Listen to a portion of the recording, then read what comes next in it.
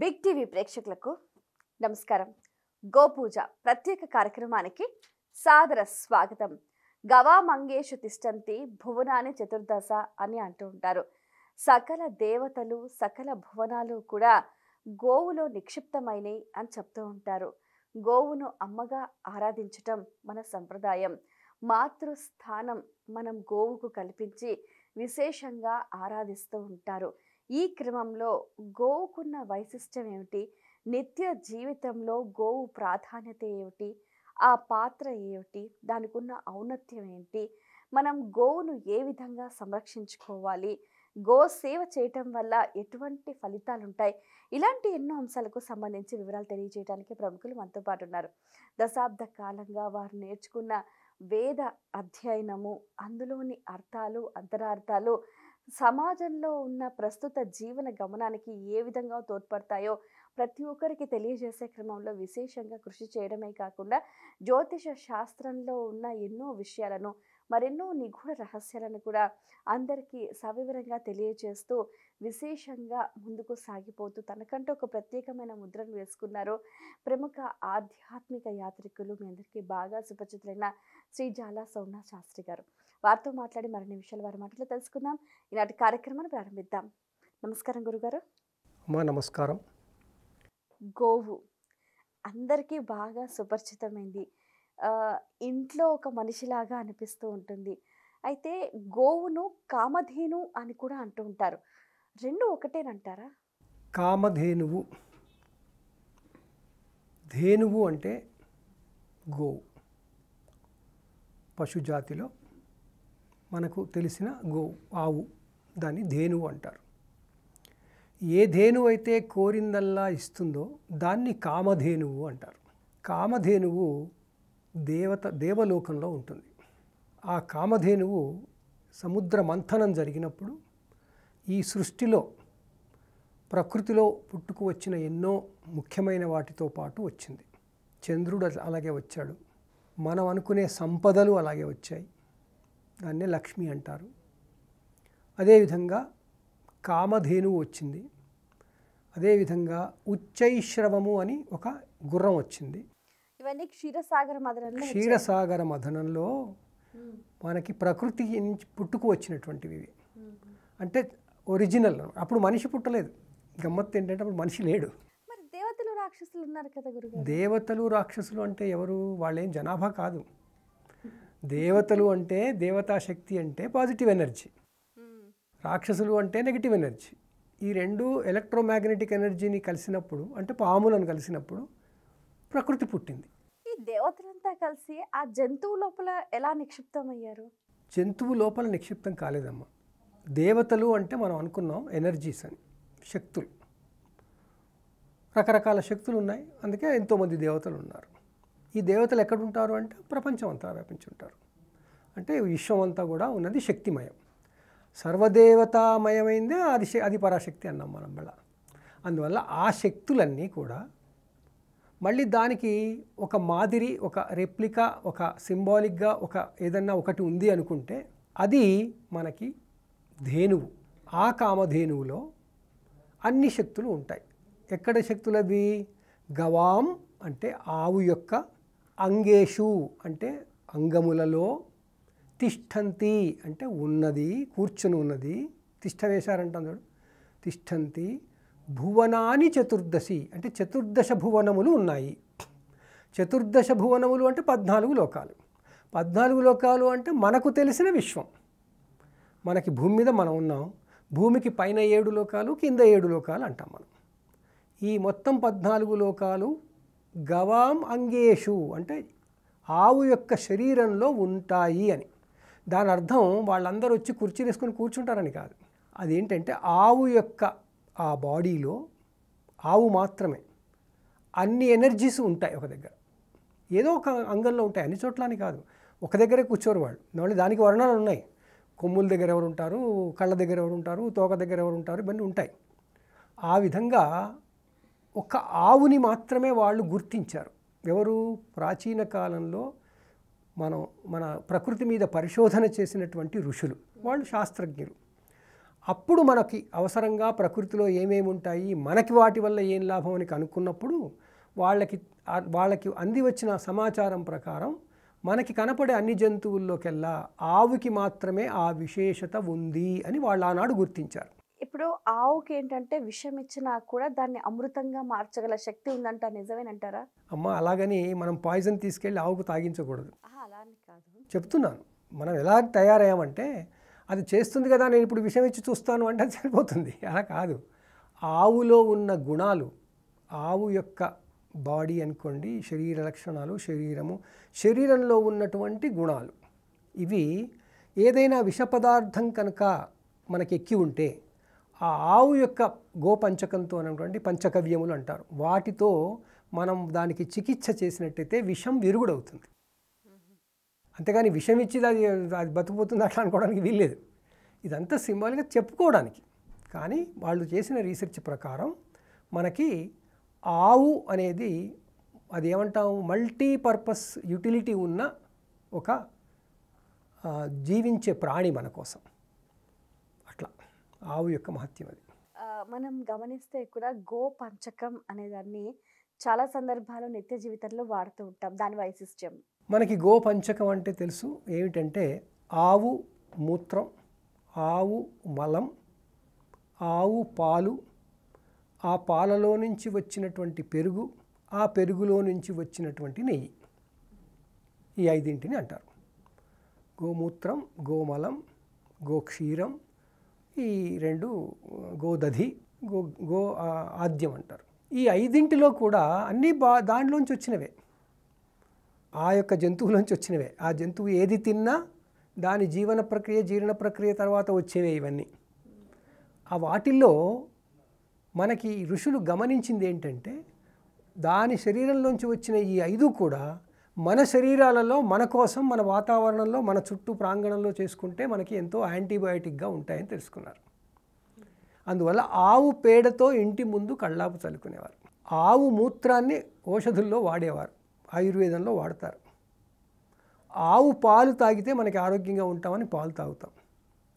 దాంట్లో నుంచి పెరుగు చేసుకుని తినాలి, దాంట్లో నుంచి మళ్ళీ నెయ్యి చేసుకుని వాడుకోవాలి. ఆవు నెయ్యి హోమంలో వేస్తే ఆ హోమంలోంచి వచ్చేటువంటి పొగ మనకి కావలసిన తీరుగా మన వాతావరణాన్ని చేయగలుగుతుంది. ఏ యాగం చేస్తే దానికి సంబంధించిన మిగతా హోమ సామాగ్రి వాడతాం, అన్నిటికీ మళ్ళీ లూబ్రికేషను, ఫ్యూయల్ ఏంటి అంటే ఆవు నెయ్యి. అందువల్ల ఆవు నెయ్యి అనేది అత్యుత్తమమైన ఒక మనకి అందుబాటులోకి ప్రకృతి ఇచ్చినటువంటి ఒక మహత్తరమైన పదార్థం. అలాగే ఆ ఆవు పంచకవ్యాలు అంటారు. ఈ పంచకవ్యాలు వెనకటి కాలంలో యజ్ఞాలు చేసేవాళ్ళు ముందు పంచకవ్యాలు తీసుకోవాలి. అప్పుడు వాళ్ళ బాడీ పరిశుభ్రం అవుతుంది.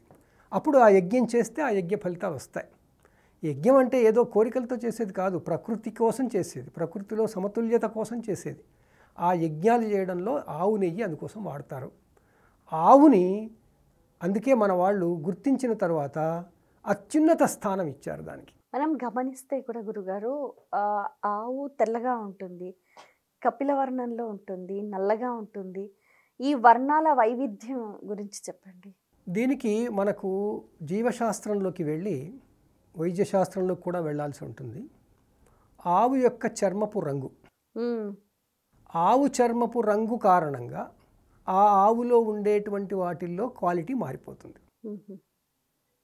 కపిల గోవు క్షీరం, ధవళ గోవు క్షీరం, వాటిలో ఏదో తేడా ఉండి ఉంటుంది. అందువల్ల మన వాళ్ళు ఏం చేశారు, ఈ ఎక్స్క్లూజివ్గా ఎక్కువగా లేనివి ప్రత్యేకంగా కనిపించేటువంటి కొన్ని జంతువుల చర్మంతో రంగుతో ఉన్నటువంటి జంతువులని, ముఖ్యంగా నలుపు దాన్ని కపిల వర్ణము అంటారు. సో కపిల గోవులు అంటారు. అంటే ఆ బ్రీడ్స్ వచ్చిన తర్వాత వాటిని చూసి అవి ఇంత విశేషంగా ఉన్నాయని వాళ్ళు నిర్ధారించుకుని అవి గనక దానం ఇస్తే మంచిది అని. ఎందుకంటే అది వాటిల్లో అవి ఎక్స్క్లూజివ్ అయిపోయాయి. ఎక్కువగా దానానికైతే కపిల వర్ణం గోవులని ఎక్కువగా, అంటే ఆ బ్రీడ్ని పెంచాలి అని, ఆ బ్రీడ్ నుంచి వచ్చే లాభాలు ఎక్కువ కాబట్టి అది ఎక్కువ మందికి చేరాలి అని, అట్లా అందుకోసం దానాలు ఇవ్వమన్నారు. గో ప్రదక్షిణ చేస్తే భూ ప్రదక్షిణ చేసినంత పుణ్యం అంటారు, నిజమేనంటారా? ఇప్పుడు ఈ విశ్వం అంతా ఉంది, భూమి అంతా ఉంది, భూమి చుట్టూ ఉన్న ఎనర్జీ, విశ్వం అంతా నిండి ఉన్న ఎనర్జీ, ఇవన్నీ ఉన్నాయి. ఒకసారి భూమి చుట్టూ తిరిగి రావాలంటే మనకి ఎంత శక్తి కావాలి? భూమికి ఉన్న శక్తి కన్నా ఎక్కువ శక్తి కావాలి. కానీ భూమికి ఒక రెప్లికా అంటే మాదిరిగా ఉన్నటువంటి ఒక దాని చుట్టూ కూడా తిరగవచ్చు కదా. ఆ క్రమంలో మన వాళ్ళు ఈ భువనాని చతుర్దశి అంటే అన్ని 14 భువనాల ఎనర్జీ అంతా ఉన్నటువంటి ఆవు చుట్టూ తిరిగితే ఆటోమేటిక్గా అన్ని లోకాలు తిరిగి వచ్చినట్టు అవుతుందిగా. అందువల్ల ఒక ఆవు చుట్టూ తిరగడం అనేది తీసుకొచ్చారు. ఈ గోగ్రాసం అందిస్తే వంశాభివృద్ధి జరుగుతుందని, సుఖ సంతోషాలు కలుగుతాయని, కోరిన కోరికలు తీరుతాయంటారు. నిజమేనంటారా? తప్పకుండా. ఎందుకంటే ఆవు గ్రాసం తిన్నప్పుడు ఆ ఆవు యొక్క ఆత్మ ఆనందపడుతుంది, ఆకలి తీరింది అని, ఎక్కువ కష్టం లేకుండా. ఎప్పుడైతే ఆవులోని ఆత్మ ఆనందం పొందుతుందో ఆ గ్రాసం ఇచ్చినందుకు పొందింది. అందువల్ల ఆ ఆత్మ పొందిన ఆనందం కారణంగా తనలోనే ఎన్నో పాజిటివ్ ఎనర్జీ వైబ్రేషన్స్ వస్తాయి. ఇప్పుడు మనకి సాధారణం ఎక్కడ ఏది జరిగినా, భజనలు జరిగితే మనలో కలిగే వైబ్రేషన్స్ వేరు, మనకి ఎక్కువ సౌండ్ పొల్యూషన్ కలిగించే సౌండ్లతో ఉంటే మనలో కలిగే వైబ్రేషన్స్ వేరు. అట్లా మనలో మన మనస్సు యొక్క స్థితిని ఆధారంగా మనలో అన్నీ ఉత్పత్తి అవుతుంటాయి. వాటి ప్రకారం గోవుకి ఆనందం కలిగిస్తూ ఆకలి తీరుస్తున్నప్పుడు తనలో ఉద్భవించేటువంటి ఆ పాలు కానీ, ఆ గోవు మయం కానీ, బలం కానీ, వాటివన్నిటి వల్ల మనకి ఏమవుతుంది అంటే మనకి ఇంకా లాభం కలుగుతుంది. మనందరికీ లాభం కలుగుతుంది అంటే అందరి దేవతలకి లాభం కలుగుతుంది, అన్ని ఎనర్జీస్కి శాంతి కలుగుతుంది. ఆ రకంగా మనకు అన్నీ బాగుంటాయి. ఆ విధంగా మనకి వంశాభివృద్ధి అవుతుంది, అంటే ఎనర్జీ వస్తూ ఉంటుంది, మనలో ఉన్న లోపాలు తగ్గిపోతూ ఉంటాయి. అలా ఇన్ని జంతువులు ఉండగా కూడా మానవుడు ఆవునే దైవంగా పూజిస్తున్నాడు. అందులో ఇది ఒకటి. ఈ దైవము అనేది, దైవత్వం ఎందుకు ఇచ్చారు అంటే, అసలు దైవము అంటే ఎవరు అంటే మన శక్తి కన్నా ఎక్కువ శక్తిని దైవం అన్నాం మనం. ఆవులో మనకు తెలియనివి, మనలో లేనివి ఆవులో ఉన్నాయి. ఈ ఆవులోనే ఉన్నాయి, మిగతా వాటిల్లో ఉన్నాయా లేవా అనేది మనం పరీక్షించాలి, పరిశోధించాలి. ఋషులు ఆల్రెడీ వేల సంవత్సరాలు పరిశోధించి వాళ్ళన్నింటినీ పట్టుకుని ఈ ఏనుగును, గుర్రాన్ని, ఆవును మాత్రం పట్టుకున్నారు. ఓహో. అందువల్ల ఆ మూడు మనకి క్షీరసాగర మదనంలో వచ్చాయని చెప్పారు. క్షీరసాగర మదనంలో మరి మిగతా జంతువులు పులి వచ్చిందని ఎక్కడా లేదు, ఎలుక వచ్చిందని లేదు కదా. ఎందుకు అంటే ఈ జంతువులన్నీ తర్వాత కాలక్రమంలో, పరిణామక్రమంలో వచ్చేసాయి. వాటి వల్ల మనుషులకి పెద్ద లాభాలు ఏమీ ప్రత్యేకంగా లేవు. ఎందుకంటే కాస్మిక్ ఎనర్జీ, క్రియేషన్లో వచ్చినవి కాబట్టి వాటిలో ఉన్న పరిపూర్ణత్వం అనేది మనకి తర్వాత అనుభవించడానికి దొరికింది. కాబట్టి గుర్రము శక్తికి సంబంధించింది, అందుకే హార్స్ పవర్ అంటాం మనం, అశ్వశక్తి. ఆ విధంగా గుర్రానికి, మొత్తం టోటల్గా హోలిస్టిక్గా ఆవుకి, ఆ తర్వాత ఏనుగుకి. ఏనుగుకి ఎందుకంటే సునిశిత పరిశీలన దృష్టి. ఏనుగు తన తొండంతో సూదిని కూడా తీసుకోగలుగుతుంది. అందువల్ల మనలో ఉండే సునిశిత పరిశీలన శక్తికి ప్రతీకగా ఏనుగుని తీసుకొచ్చారు. ఆ ఏనుగు తలనే గణపతికి పెట్టారు. ఈ గుర్రానికి వచ్చేసరికి అశ్వశక్తి. ఆ అశ్వాలు మళ్ళీ అందరికీ సూర్యుడికి రథాలని చెప్పారు. ఏదైనా శక్తే, అశ్వము అంటే శక్తి అని ఇంకొక అర్థం కూడా ఉంటుంది. సో ఆ విధంగా ఈ మూడు జంతువులకి ప్రాముఖ్యత ఇచ్చి డైలీ లైఫ్లో మనకి ప్రకృతిలో మనకి దగ్గరగా ఉండి సాధువై మనం మళ్ళీ అదిలిస్తే తాను మన కంట్రోల్లో ఉంటూ మనకి ఎప్పుడూ దగ్గరగా ఉండేటువంటి ఒకే ఒక్క జంతువు ఆవు. ఈ ఆవు కారణంగా మనకి వ్యవసాయానికి కావలసిన ఎద్దులు లభిస్తాయి. ఆవు కారణంగా మన ఇంట్లో అన్ని కల్పవృక్షం అంటాం అది, అందుకనే కల్పవృక్షం అన్నట్టుగా ఇది కామధేను అన్నారు. సో మనకి ఏది కావాలంటే అది ఆవు నుంచి వస్తుంది. ఈ కాలంలో మనకి కాస్మెటిక్స్ ఇవన్నీ కావాలంటే అది వేరే విషయం, కానీ ఆ కాలంలో ఒక మానవులకి, సాధారణ మానవ జీవితానికి కావాల్సినవన్నీ ప్రకృతి నుండి ఒక ఆవులోంచే వచ్చేవి. ఆవులో కూడా మనకు కొంత రేడియస్ వరకు కూడా దాని ఆరా బాగుంటుందని. ఇప్పుడు ఆరా అంటే మనందరికీ తెలిసిందే, ప్రతి మనిషికి, ప్రతి ప్రాణికి ఆరా ఉంటుంది. ఇప్పుడు ఒక పాముకి ఆరా ఉంటుంది. ఆ ఆరా కారణంగా మనం భయపడిపోతాం. అసలు నిజానికి పాము మనకన్నా చాలా చిన్నది, కానీ ఆ పాముకి చాలా దూరంగా ఉంటాం. అంటే దాని ఆరా అలాంటిది, అది నెగిటివ్ ఆరా మనకి. అదేవిధంగా మనిషికి ఆరా ఉంటుంది, అలాగే ఆవుకి ఆరా ఉంటుంది, అన్ని జంతువులకు ఉంటుంది. కానీ ఆవుకు ఉన్న ఆరా సైంటిఫిక్గా రుజువైంది. ఓకే. ఆవుకి కొంత దూరంలో నిలబడి తిరిగితే ఆ మనిషిలోని కొన్ని శరీరంలో ఉన్న కొన్ని గుణాలు మారిపోయాయి. అందువల్ల అది ప్రూవ్ అయిందనమాట. ఈ మధ్యకాలంలో చాలా వస్తున్నాయి, ఆవు చుట్టూ తిరిగితే చాలా లాభం అవుతుందని. గోపూజ ఎలా చేయాలంటారు? ముందు ఆవుని ఒక సామాన్య పశువుగా గుర్తించాలి.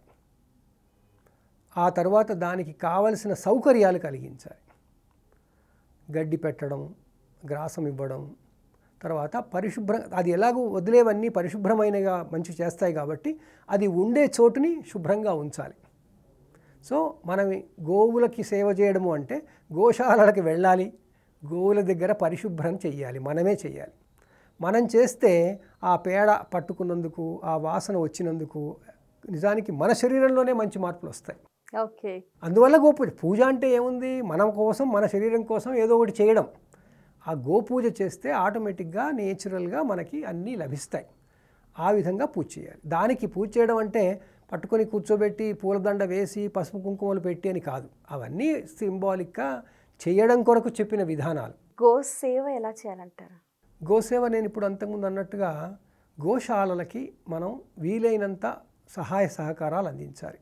మనం వెళ్ళి చేయడం కానీ, లేదా చేస్తున్న వాళ్ళకి ప్రోత్సాహకరంగా వాళ్ళకి అన్ని రకాల వసతులు కల్పించడం కానీ, అంటే గోశాలలకి దాన ధర్మాలు చేయడంతో, కావలసిన గ్రాసం తెప్పించి ఇవ్వడంతో, ఇలాంటివి మనం చేస్తే గోసేవ అవుతుంది. అలాగే మనం తెచ్చి పెంచుకోమని నేను ఎప్పుడు చెప్పను, ఎందుకంటే ఈ కాలంలో గోవుల్ని పెంచడము అంటే అంత సులభం కాదు. తర్వాత అది రాదు, మనకి అందరికీ రాదు, చేసే ఓపిక లేదు. గోవుల నుంచి అన్ని లాభాలు పొందుతాం కానీ గోవును సేవించడం మనకు చాలా కష్టం. ఆ గోవులను సేవించగలిగే సామర్థ్యము, బుద్ధి ఉన్నవాళ్ళు నిజంగా వాళ్ళకి మనం దండం పెట్టుకొని వాళ్ళకి మనం ఈ విషయంలో వాళ్ళకి సహాయ సహకారాలు ఎంత అందిస్తే అంత వాళ్ళకి పాపం బాగానే గోసేవ చేస్తున్నాడు అంటారు. ఆ విధంగా మనం గోవులకి సేవ చేయొచ్చు, చెయ్యాలి కూడా. ఐరావతం ఏనుగు, ఉచ్చైశ్రవము, కామధేను, ఈ మూడే. గురుగారు, ఇంకొకటి ఏంటంటే గోదానం చేస్తే చాలా మంచిదని చెప్తూ ఉంటారు. ఈ గోదానం ఎవరు చేయాలి, ఎప్పుడు చేయాలి, ఏ సందర్భంలో చేయాలంటారు? మొట్టమొదలు గోవులు ఉన్నవాళ్ళు గోదానం చేయాలి. ఇది పూర్వకాలంలో మన సంపదలు అందరి సమాజంలో పంచుకోవడానికి దాన ప్రక్రియ మొదలుపెట్టారు.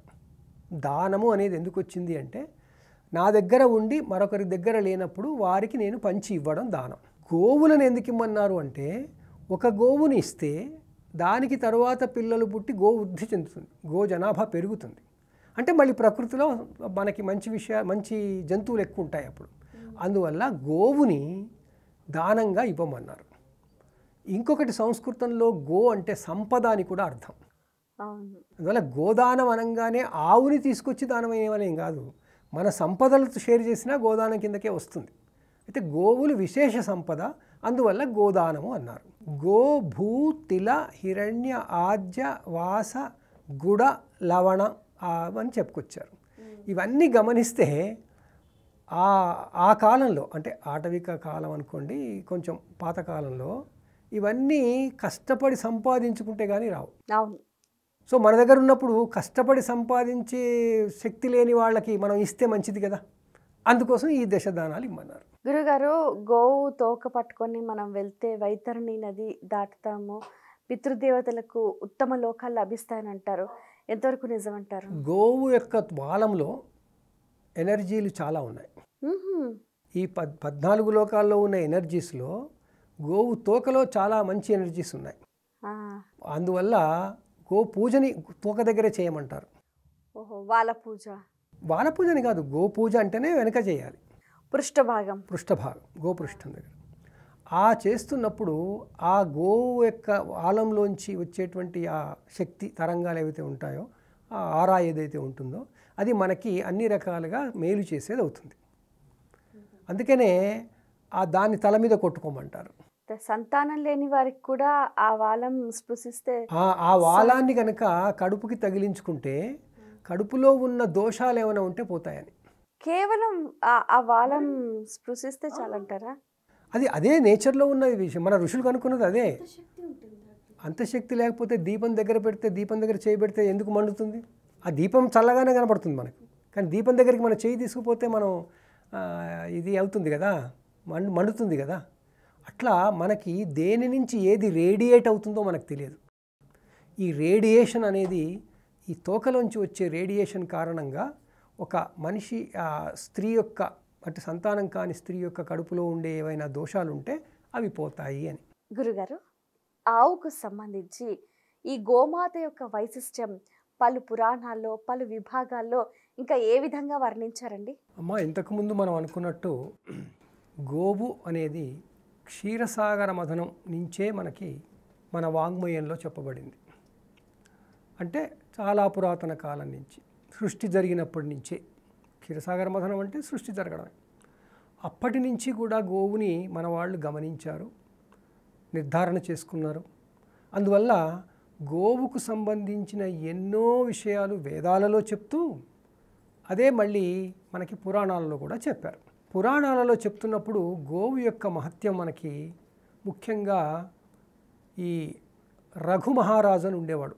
రఘు వంశం కర్త, ఆయన పేరు మీద రఘువంశం అయింది, అది ఇక్ష్వాకు వంశమే. కానీ ఆ రఘువంశంలో రఘువు పుట్టినప్పుడు ఆయన తండ్రి రఘువు పుట్టలేదు, తనకి సంతానం లేదు అని ఎట్లా ఏం జరిగింది అని తెలుసుకోలేక తనకి ఏమి లోపమైంది, అసలు ఎందుకు జరిగింది అని తన గురువైనటువంటి వశిష్ఠుని దగ్గరికి వెళ్ళాడు. వశిష్ఠుడు అతన్ని చూసి, వాళ్ళకి ఎంతో సూక్ష్మ దృష్టి బాగా ఉండేది మానవులకి, ఆయన మహర్షి కాబట్టి అవి ఉండేది. ఆయన, నీవు ఇంతకు మునుపు ఒకసారి ఆవుని సరిగ్గా గౌరవించక ఏదో చేశావు, ఆ కారణంగా ఆవు యొక్క శాపం నీకుంది, అందువల్ల నీకు పిల్లలు కావట్లేదు. ఆ శాపం ఏంటి అంటే, నువ్వు నన్ను చూసి కూడా వెళ్ళిపోతున్నావు కాబట్టి ఓ రాజా, నీకు సంతానం కలగకుండుగాక అని. ఆ సంతానం మరి తనకి ఎప్పుడు కలుగుతుంది అంటే, నా సంతానం నీకు వరం ఇస్తే కలుగుతుంది అని ఆమె అలా అనుకుని ఆ శాపం ఇచ్చింది అని వశిష్ఠుడు చెప్తాడు దివ్య దృష్టితో చూసి. అప్పుడు రఘు మహారాజు మరి ఆయన పాదాల మీద పడి, ఏం చేయాలి నేను అంటే, ఏం లేదు, ఆ కామధేను యొక్క కూతురు శబల అని నా దగ్గర ఉంది, ఆ శబలని నువ్వు పూజించు అంటాడు. పూజించు అంటే అర్థం ఏంటి? రోజు పొద్దున్నే ఆమెను చూసుకోవాలి, మేతకి తీసుకెళ్ళాలి, మళ్ళీ తీసుకురావాలి. ఇలా మనకి రఘువంశంలో ఈ పురాణ కథ చాలా మంచి కథ, పెద్ద కథ, ప్రాచుర్యం పొందిన కథ. ఈ శబలని ఆయన రోజు తీసుకొస్తూ ఉండేవాడు. ఆయన భార్య ఏమో గోవుకి అన్ని రకాల వసతులు కల్పిస్తూ పూర్తిగా చూసుకునేది, రోజు శుభ్రం చేసేది, అవన్నీ చేసేది.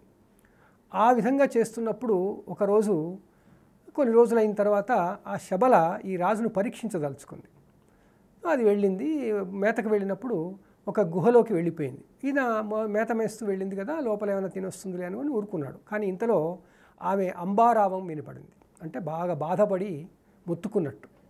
ఏమిటబ్బాయి ఆవు ఇలా మొత్తుకుంది అని చెప్పేసి వెంటనే అతను వెళ్ళి లోపల చూస్తే ఒక సింహం ఈ శబలని తింటున్నట్టుగా కనబడింది. వాయమ్మో అని చెప్పేసి వెంటనే సింహం దగ్గరికి వెళ్ళి, నా శబలని వదిలేసేయండి. అప్పుడు అంతా మరి పరిభాష ఎలా ఉండేదో, కమ్యూనికేషన్ ఎలా ఉండేదో, ఆ రాజు సింహాన్ని చెప్తాడు, వద్దు నువ్వు తినొద్దు అంటాడు. నువ్వు రాజువే కావచ్చు కానీ నా ఆహారం కాబట్టి నేను తింటాను అని, ఆకలిస్తుంది తింటాను. నీ ఆహారమే కానీ నువ్వు తినొద్దు అంటే, ఆ ధర్మం ఉంది కదా, నేను తినొచ్చు కదా అంటే కరెక్టే, కానీ నన్ను తిను నువ్వు, ఎందుకంటే నా గురువుగారు నాకు ఇచ్చారు ఈ శబలని రక్షించమని, ఆమెను రక్షించే బాధ్యత నాది, నా బాధ్యతలో నేను నా ప్రాణం పోగొట్టుకుంటాను కానీ ఆమె ప్రాణం పోనివ్వను, అందుకోసం నన్ను భక్షించు అంటాడు.